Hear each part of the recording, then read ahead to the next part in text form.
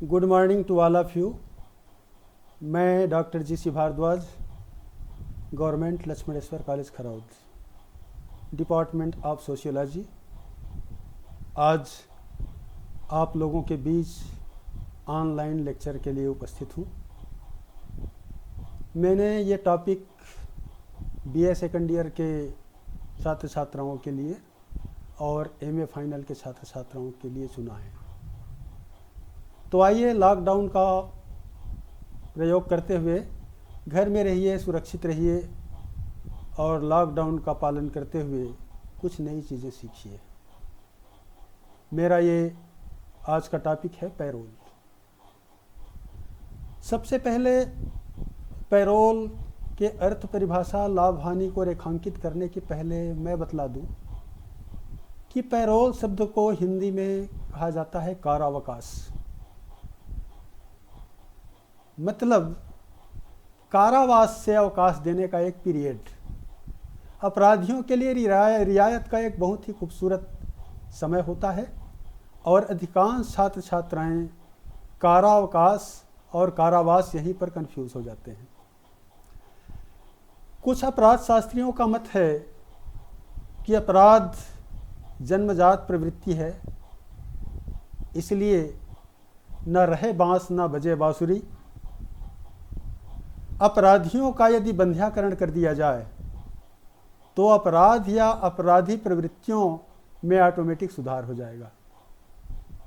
लेकिन कुछ समाजशास्त्रियों का कहना है कि इस तरह के जो विचार है वो भ्रामक और अमानवीय विचार है।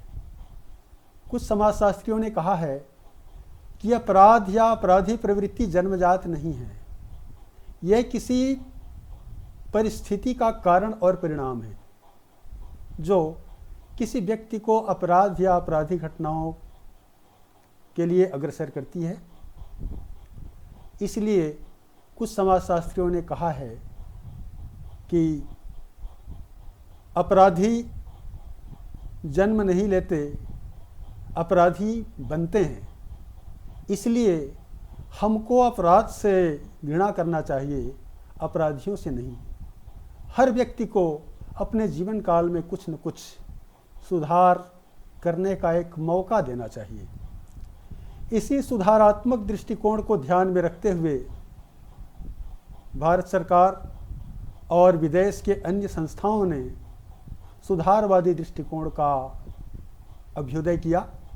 भारत या विश्व के अन्य देशों में ये सुधारात्मक कार्य है मुख्य रूप से 6 प्रकार के होते हैं। पहला है पुलिस के द्वारा सुधार का काम किया जाता है। पुलिस के नियंत्रण से यदि ये बाहर होता है तो न्यायालय है उसके ऊपर। न्यायालय यदि पर्याप्त सुधार करने का अवसर प्रदान नहीं कर पाती उसको, तो न्यायालय उस अपराधी को जेल या कारावास में भेज देती है। और उसके बाद का जो स्टेज है उसको कहा जाता है प्रोबेशन, उसके बाद फिर पैरोल, उसके बाद फिर खुली जेल। तो आइए, what is the meaning of parole? Parole क्या है?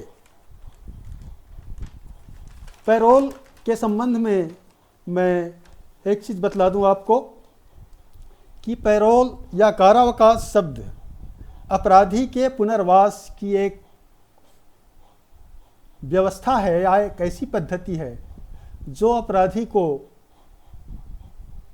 पुनः प्रतिस्थापित करके एक अच्छा जीवन जीने का अवसर प्रदान करती है। इस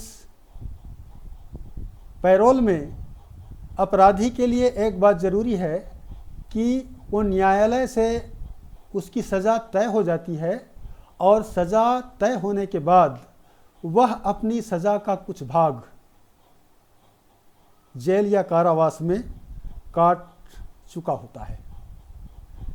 तो ये मुख्य रूप से 1 साल या 2 साल का पीरियड वो जेल में या बंदीगृह में काट चुका होता है। उसको न्यायालय या प्रशासकीय बोर्ड एक बार सुधार का अवसर प्रदान करते हुए यदि उसका आचरण ठीक है तो उसको पैरोल पर रिहा कर देती है। आप लोगों को मालूम होगा, पत्र पत्रिकाओं में आप लोगों ने पढ़ा है, लालू प्रसाद यादव जब चारा घोटाले की जेल की सज़ा काट रहे थे और अभी भी उसका केस चल रहा है, उस समय उनको 3 दिन के लिए शुरुआत में उनके बड़े बेटे तेज प्रताप सिंह की शादी के लिए पैरोल पर छोड़ा गया था।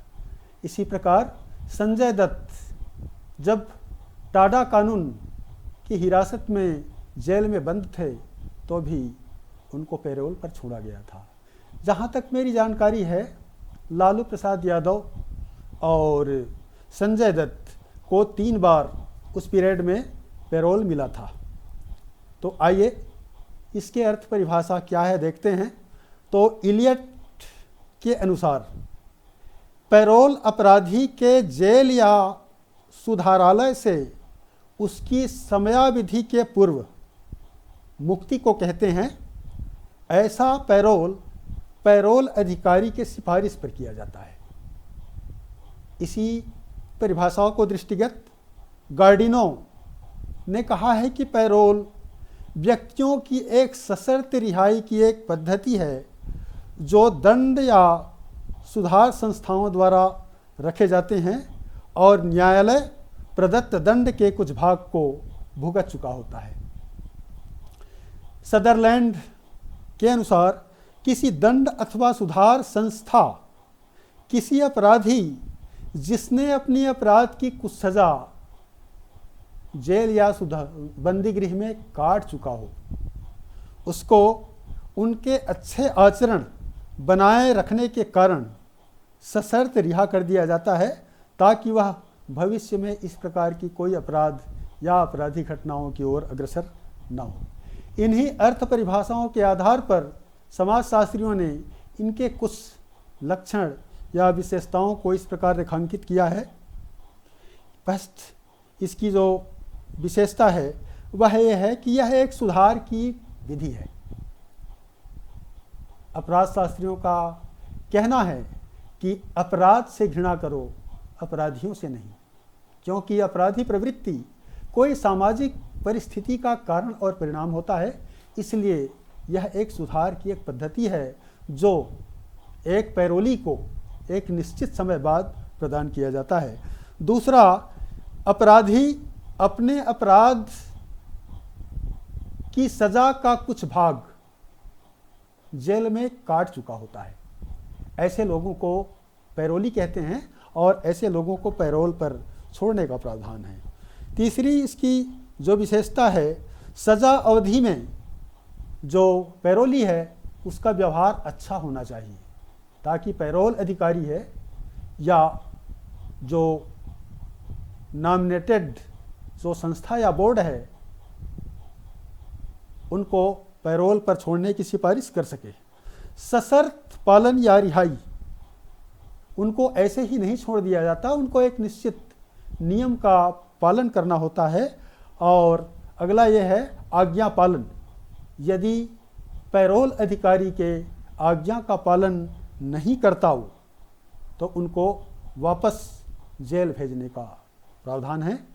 और इसकी अगली विशेषता है कि पैरोली पर पैरोल अधिकारी का पूर्ण नियंत्रण होता है। उनके व्यवहार क्रियाकलापों पर पैरोल अधिकारी का नियंत्रण होता है। यह पैरोल या कारावास है, 2 प्रकार का होता है। एक प्रकार को कहते हैं हम कस्टडी पैरोल और दूसरा को कहते हैं रेगुलर पैरोल। कस्टडी पैरोल क्या होता है, जैसे कि नाम से ही स्पष्ट है, कस्टडी पैरोल, पैरोली को पुलिस कस्टडी में ही छोड़ा जाता है। उनको कुछ विषम परिस्थितियों में पैरोल या कारावास या सज़ा से छोड़ने का प्रावधान है। और ये विषम परिस्थिति में खास करके जब उसके परिवार में किसी व्यक्ति की मृत्यु हो गई हो, कोई जघन्य या गंभीर रोग से कोई पीड़ित हो, किसी व्यक्ति के विवाह संस्था में भाग लेना हो, तो उनको छोड़ा जाता है। और इसका मैक्सिमम जो समय होता है 6 घंटे का होता है। दूसरा इसका जो प्रकार है उसको कहा जाता है रेगुलर पैरोल। ये रेगुलर पैरोल होता है वो कुछ एक निश्चित शर्तों पर जो अपने अपराध या सज़ा का कुछ समय काट चुका होता है, उनको इस प्रकार की सुविधा प्रदान करने का छूट दिया जाता है, जैसे वो अपने घर परिवार के सुख या दुख किसी कार्यक्रम में उसको शामिल होना हो, किसी की मृत्यु हो गई हो या विवाह का कोई अवसर हो, ऐसी स्थिति में ज़मीन जायदाद की खरीदी बिक्री करना हो तो उसको पैरोल दिया जा सकता है। यदि उसको बैंकिंग उसका कोई कार्य है तो उसको पैरोल दिया जा सकता है। और उसको यदि उसके परिवार में कोई गंभीर बीमारी है या पैरोली को खुद कोई फिजिकल प्रॉब्लम है तो उसको पैरोल पर छोड़ने का प्रावधान है। एक और महत्वपूर्ण बात मैं ये बतला दूं, यदि पैरोली का कोई संतान नहीं है तो उसको संतान उत्पन्न करने का अवसर प्रदान करते हुए भी पैरोल पर छोड़ने का प्रावधान है। आइए अब इन्हीं के आधार पर हम देखते हैं कि किन लोगों को पैरोल पर छोड़ा जा सकता है, क्या पैरोल की शर्त क्या है, किस परिस्थिति में किसी व्यक्ति को छोड़ने का प्रावधान है। पहला है, एक शर्त है कि वो बोर्ड के नियमों का पालन करेगा। दूसरा शर्त यह है कि वो किसी भी प्रकार का दुराचार नहीं करेगा, नशापान नहीं करेगा, मादक द्रव्य और शराब का सेवन नहीं करेगा या शराब के अड्डे पर नहीं जाएगा, वह हथियार नहीं रखेगा, वह शिकार पर नहीं जाएगा, गलत लोगों के संपर्क में नहीं जाएगा, एक निश्चित स्थान में रहेगा, अच्छा नागरिक बनने का अपना परिचय देगा, देर रात तक भ्रमण नहीं करेगा, वेश्यागमन नहीं करेगा, किसी प्रकार के नाच गाना नहीं करेगा या नाच गाना जैसे कोई महफिल में शरीक नहीं होगा। उनके लिए जो नियत कार्य है वही करेगा और उसके ऊपर समय की पाबंदी रहेगी।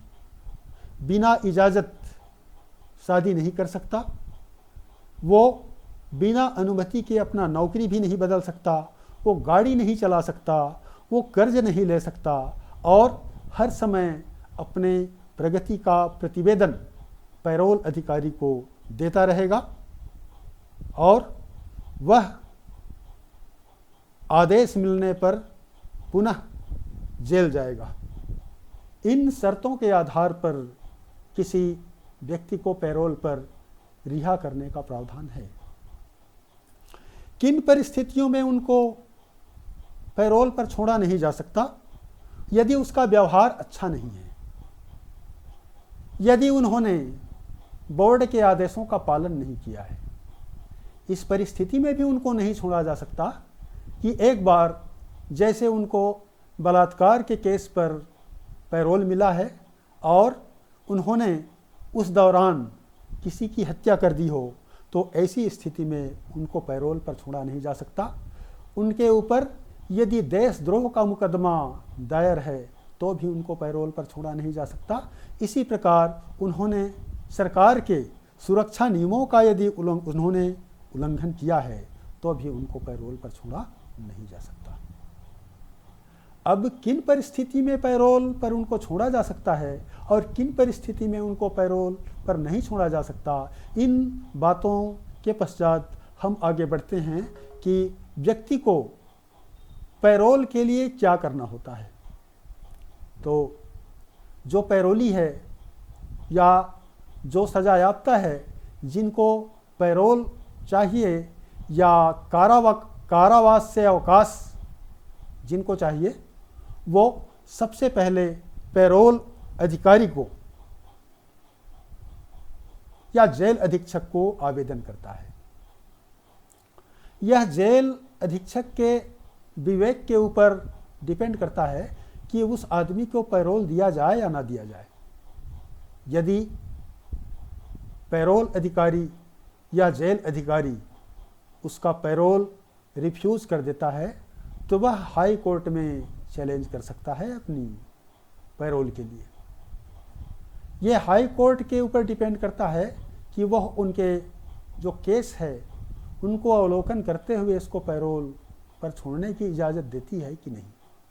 यदि हाई कोर्ट उसको पैरोल पर छोड़ने की इजाज़त नहीं देती तो ऐसी स्थिति में वो सुप्रीम कोर्ट में चैलेंज कर सकता है। अब सुप्रीम कोर्ट से भी यदि उनको पैरोल नहीं मिलता है तो उनको अन्य किसी जगह से पैरोल नहीं मिल सकता है। अब आइए, आदमी को कितने बार पैरोल मिल सकता है? तो एक बात मैं बतला दूं कि यह जज की मर्जी के ऊपर डिपेंड करता है, उनके विवेक के ऊपर डिपेंड करता है। यदि उसके ऊपर केस चल रहा है तो एक मजिस्ट्रेट तय करता है कि उसको पैरोल दिया जाए कि ना दिया जाए। दूसरा, यदि सजायाफ्ता अपने सजा के कुछ समय वो जेल में व्यतीत कर चुका हो तो उनको साल में 2 या 3 बार पैरोल दिया जा सकता है, या कहें साल में 1 महीना या 4 से 6 सप्ताह पैरोल पर छोड़ने का प्रावधान है। अब अप्लाई करने के तरीके और कितने बार मिलने का प्रावधान है, उसके बाद हम चर्चा करते हैं कि पैरोल से लाभ क्या है। तो एक बात बतला दूं, कोई भी कार्य, गवर्नमेंट की कोई भी योजना निरुद्देश्य नहीं की जाती। भारत में पैरोल की शुरुआत काफ़ी बाद में हुई। यद्यपि यूरोपियन कंट्री में 19वीं सदी में ही इसकी शुरुआत हो चुकी थी, इसलिए यूरोपियन कंट्री में अधिकांश जगहों में मृत्युदंड की सज़ा नहीं दी जाती। भारत में भी पैरोल पर छोड़ने का प्रावधान है और इसके कुछ लाभ खास करके जो मानवतावादी दृष्टिकोण से किया जाता है तो फर्स्ट लाभ इसका यह है कि अपराधियों को एक सुधार का एक अवसर प्रदान करती है। मतलब अपराधी के अपराधी व्यवहार में सुधार की एक गुंजाइश है।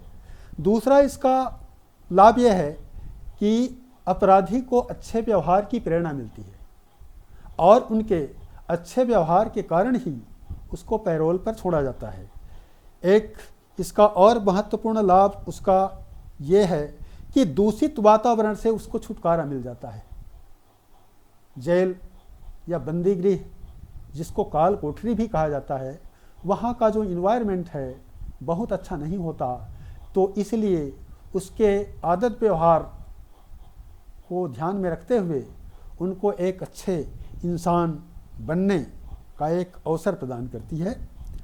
सरकार के ऊपर जो आर्थिक बोझ या आर्थिक भार है, इससे भी छुटकारा मिलता है कि सरकार लंबे समय तक अपराधियों के आर्थिक बोझ को वहन करती है। गवर्नमेंट को जब ये विश्वास हो जाता है कि यह इसके व्यक्तित्व में, इसके व्यवहार में सुधार की गुंजाइश है, इसको छोड़ा जा सकता है, तो उनको छोड़ देती है और गवर्नमेंट के ऊपर जो आर्थिक जो बजट है या जो भार है वो कम हो जाता है। और इसी प्रकार इसका एक लाभ यह है कि अपराधी को उसके परिवार के भरण पोषण में सहायता करने का एक अवसर मिल जाती है, या उनका जो परंपरागत जो व्यवसाय रहा है उसको करने का एक अवसर मिल जाता है। और एक इसका महत्वपूर्ण लाभ यह है उसकी अपराधी प्रवृत्ति पर रोक लग जाती है। अच्छे व्यवहार के कारण, अच्छे लोगों के संपर्क में आने के कारण, या उनके मन मस्तिष्क में अपराध के प्रति एक प्रायश्चित करने की जो धारणा है, उसके कारण भी उसके सोच में कमी आती है और वो एक सामान्य या अच्छा नागरिक के रूप में जीवन यापन करने के लिए तैयार हो जाता है। अब इसके नुकसान क्या है? हर क्रिया के बराबर किंतु विपरीत प्रतिक्रिया होती है। किसी चीज़ के लाभ हैं तो उनके नुकसान भी हैं। रहा सवाल नुकसान क्या है कि व्यवहारिक धरातल पर यदि उसका सही अमल नहीं किया जाता तो जैसे कि कई लोगों ने कहा है कि कोर्ट अदालत कमज़ोर और लाचार लोगों के लिए है, तो इनके कुछ घातक दुष्परिणाम या नुकसान भी सामने आए हैं, जैसे राजनीतिक हस्तक्षेप। आज देखा जाए तो राजनीतिक हस्तक्षेप के कारण अपराध या आपराधिक गतिविधियों को बढ़ावा मिला है। जैसे कि एक जगह पर गौतम बुद्ध ने ही कहा है कि शूद्र एक चलता फिरता शमशान है, जो अभाव में जन्म लेते हैं, अभाव में ही मर जाते हैं और जीवन पर्यंत ये न्याय पाने के लिए संघर्षरत रहे हैं। दूसरा है भ्रष्टाचार पर रोक। भ्रष्टाचार पर रोक मतलब आज देखा जाता है कि भाई भतीजावाद या जातिवाद के कारण अपराध या आपराधिक गतिविधियों को संरक्षण मिल रहा है, जिसमें अपराध बढ़ने के बजाय, कम होने के बजाय अपराधों की संख्या में वृद्धि हो रही है। एक अन्य इसका नुकसान यह है कि प्रशिक्षित अधिकारियों की कमी। यदि प्रशिक्षित अधिकारी नहीं हैं तो कार्य के संचालन में बाधा उत्पन्न होती है और ऐसी स्थिति में किन लोगों को पैरोल पर छोड़ा जाए ये निश्चित करने में दिक्कत होती है। अब इसका एक महत्वपूर्ण और आखिरी जो नुकसान या हानियां हैं वह क्या है कि पैरोली को उचित पुनर्वास व्यवस्था की कमी, यह इसका महत्वपूर्ण दोष है कि किस स्थान पर कैसे उसको प्रतिस्थापित किया जाए ताकि वो एक ससम्मान जीवन जी सके।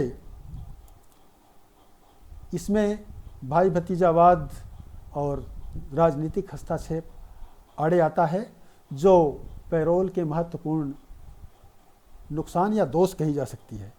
आइए अब देखते हैं कि प्रोबेशन और पैरोल में अंतर क्या है। अधिकांश लोग प्रोबेशन और पैरोल को एक मान लेने की भूल करते हैं। साथियों बतला दूं, दोनों में काफ़ी विभिन्नता है। कुछ समानताएं भी है, जैसे कि कहा जाए कि दोनों एक सुधारात्मक कार्य की एक व्यवस्था है, जहां पर प्रोबेशन में एक प्रोबेशनर को उनके क्रियाकलाप की एक तरह से परीक्षा होती है, इसीलिए इसको परिवीक्षा भी कहते हैं, और उनको एक सुधार का मौका देते हुए सजा सुनाए जाने के बाद उसको प्रोबेशन पर छोड़ दिया जाता है। तो इसको यदि हम इसको परीक्षा कहेंगे तो पैरोल को इसका परीक्षा का एक परिणाम कहते हैं। इसमें सजा नियत होने के बाद सजा का कुछ समय वो जेल या कारागार में झेल चुका रहता है, और यदि उसका आदत व्यवहार यदि उस ठीक है तो उसको पैरोल पर छोड़ने का प्रावधान है। तो आइए दोनों में मूलभूत अंतर क्या है इस बात की चर्चा करते हैं। तो सबसे पहला अंतर है परिवीक्षा अपराधी घोषित होने के बाद की स्थिति है, जबकि पैरोल सजा का कुछ भाग जेल में काटने के बाद की स्थिति है। दूसरा है परिवीक्षा में दंड का कोई प्रावधान नहीं है, जबकि पैरोल में नियमानुसार कठोर दंड के प्रावधान है। परिवीक्षा न्यायालय द्वारा तय होती है कि प्रोबेशनर को कब किस परिस्थिति में छोड़ा जाए, ये न्यायालय के ऊपर डिपेंड करती है जबकि पैरोल के लिए प्रशासकीय बोर्ड का गठन होता है। बोर्ड उसको छोड़ने के लिए नियत करती है। दंड की दृष्टि से परिवीक्षा की अपेक्षा पैरोल ज़्यादा प्रभावी है समाज में, क्योंकि इसमें सज़ा का कुछ भाग एक अपराधी को जेल में काटना होता है। नेक्स्ट है, परिवीक्षा कोई एहसान नहीं है। जबकि एक तरह से देखा जाए तो पैरोली के ऊपर या अपराधी के ऊपर एक प्रकार का एहसान है। इसी प्रकार यदि हम देखते हैं तो परिवीक्षा में व्यक्तिगत निरीक्षण होता है प्रोबेशन अधिकारी का, इसलिए इसमें ज़्यादा गहन सावधानी बरतने की ज़रूरत है, जबकि तुलनात्मक दृष्टि से पैरोल में गहन निरीक्षण की आवश्यकता नहीं पड़ती। नेक्स्ट है, परिवीक्षा की अपेक्षा पैरोल में बॉन्ड, सुरक्षा निधि या जमानत का जो प्रावधान है ज़्यादा स्ट्रिक्ट या कड़ा है। इस प्रकार दोनों में विषमताएं हैं, अंतर हैं। अब लास्ट में हम इस निष्कर्ष पर पहुंचते हैं कि बहुत से लोगों को समझ में नहीं आता कि ये जमानत और पैरोल क्या है। तो जिस तरह से प्रोबेशन और पैरोल में अंतर है, ऐसे ही जमानत और पैरोल में भी अंतर है। जमानत क्या है? जमानत उस स्थिति में दी जाती है जिसका ट्रायल कोर्ट में केस पेंडिंग में रहता है। ट्रायल कोर्ट में जिसका केस चल रहा होता है उसको धारा 439 के तहत पुलिस हिरासत में न्यायालय में पेश किया जाता है और न्यायालय उसको जमानत पर रिहा करती है। और यदि वो इसका पालन नहीं करता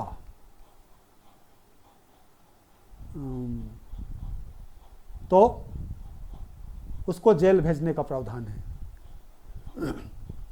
और इसके विपरीत पैरोल एक प्रकार की सशर्त रिहाई है जो सज़ा कन्फर्म होने के बाद प्रदान की जाती है। यह परिवार में उसके माता पिता की किसी की मृत्यु, पत्नी की मृत्यु या पति की मृत्यु या उसके बैंकिंग कोई कार्य है या अन्य महत्वपूर्ण प्रॉपर्टी वगैरह के खरीद बिक्री के संबंध में कोई बात है या संतान उत्पन्न करने का कुछ ये है, तो ऐसे समय में उसको पैरोल पर छोड़ने का प्रावधान है। आप लोगों को मेरा ये लेक्चर कैसे लगा?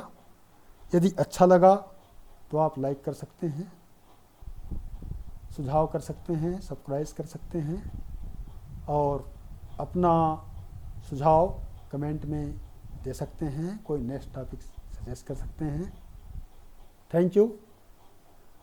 नेक्स्ट पीरियड में फिर चर्चा करेंगे। आप लोगों के लिए ऑनलाइन कोर्स प्रारंभ हो चुका है। आप लोग घर पर रहिए, सुरक्षित रहिए और लॉकडाउन का पालन कीजिए। Thank you.